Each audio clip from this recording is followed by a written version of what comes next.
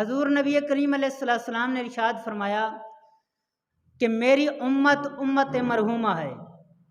یعنی رحم کی گئی امت ہے، کہ رب تبارک تعالیٰ نے میری امت کے اوپر رحمت فرمائی ہے۔ آج جو ہم کوئی فوت ہو جائے تو کہتے ہیں مرحوم، تو اسی حدیث مبارکہ سے استدلال کرتے ہیں، یعنی مرحوم ہم اس لیے کہتے ہیں۔ تو صحابہ کرام نے عرض کی یا رسول اللہ صلی اللہ تعالیٰ علیہ وسلم، اللہ تبارک تعالیٰ نے رحمت جو فرمائی ہے وہ کس طرح ہے، کیسے رحمت فرمائی ہے؟ تو حضور نبی کریم علیہ السلام نے ارشاد فرمایا کہ اے صحابہ، جب میری امت کے لوگ اس دنیا سے جائیں گے یعنی فوت ہوں گے، تو جب قبروں میں جائیں گے تو وہ گنہگار ہوں گے، لیکن جب قیامت کے دن اٹھیں گے تو وہ نیکیوں سے، گناہوں سے پاک ہوں گے، نیکیوں کا ذخیرہ ان کے پاس ہوگا۔ تو صحابہ کرام عرض کرتے ہیں یا رسول اللہ، کیا وہ قبر کے اندر جا کر نمازیں پڑھیں گے، روزے رکھیں گے، زکوٰۃ دیں گے، تہجد پڑھیں گے، یعنی جتنیاں نیکیاں کہو وہ کیا قبر کے اندر کریں گے؟ حالانکہ اعمال تو جتنے ہیں دنیا پر کیے جاتے ہیں، قبر کے اندر جائیں گے تو یہ سارا کچھ تو ختم ہو جائے گا، لیکن یہ کیسے ہے کہ جب قبروں میں جائیں گے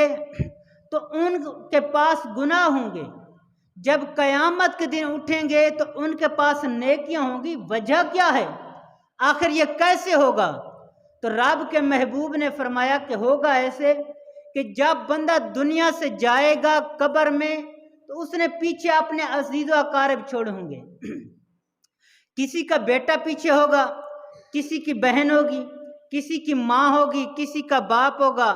یعنی قریبی رشتہ دار اس کے پیچھے ہوں گے۔ جب وہ دنیا کے اوپر نماز کے لیے کھڑے ہوں گے، رب کے حضور سجدہ ریز ہوں گے، رکوع میں جائیں گے، نماز پڑھتے پڑھتے جب رب کو راضی کر لیں گے، رب کے حکم کی اپنا تابعداری کریں گے، نماز پڑھیں گے تو رب ہو جائے گا ان پر راضی کہ میں نے حکم دیا کہ میری نماز پڑھو، انہوں نے نماز پڑھی۔ تو نماز کے آخر میں جب وہ دعا مانگے رب اجعلنی مقیم الصلاۃ ومن ذریتی ربنا وتقبل دعا ربنا اغفر لی والدی وللمؤمنین یوم یقوم الحساب، جب وہ پیچھے والے عزیز و اقارب، رشتہ دار، بہن بھائی، ماں باپ، بیٹا بیٹی،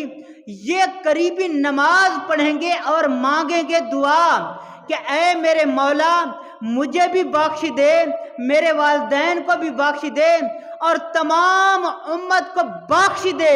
تو رب تعالیٰ ان کی نماز میں مانگی گئی دعا کے بدلے ان کے گناہ مٹا کے نیکیاں درج فرما دے گا۔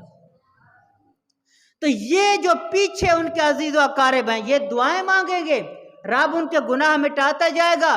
اور کیا ہوگا؟ ان کی نیکیاں بڑھتی جائیں گی۔